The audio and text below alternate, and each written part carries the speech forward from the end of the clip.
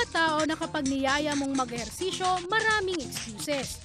May mga tao ring ilang beses mo mang turuan ng online games ay kahit kailan hindi ito magets. Pero sa larong Wii, mukhang ito na ang re-resolba sa problema. Dahil kahit sino pwede itong laruin, kahit matanda ka pa ay kayang-kaya mo siyang gawin. Iba't ibang sports ang pwede mong subukan. May tennis, bowling, baseball at boxing. Pero ang nakakatuwang panoorin ay ang pagsasayaw. Dahil nga naman hindi mo namamalayan, humahataw ka na at napapaindak.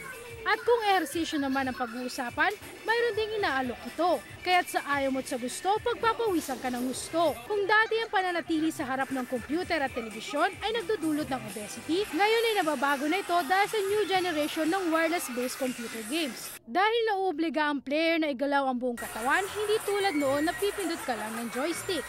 Pero payo pa rin ng mga eksperto sa Wii players, kailangan pa rin ng tunay na ehersisyo.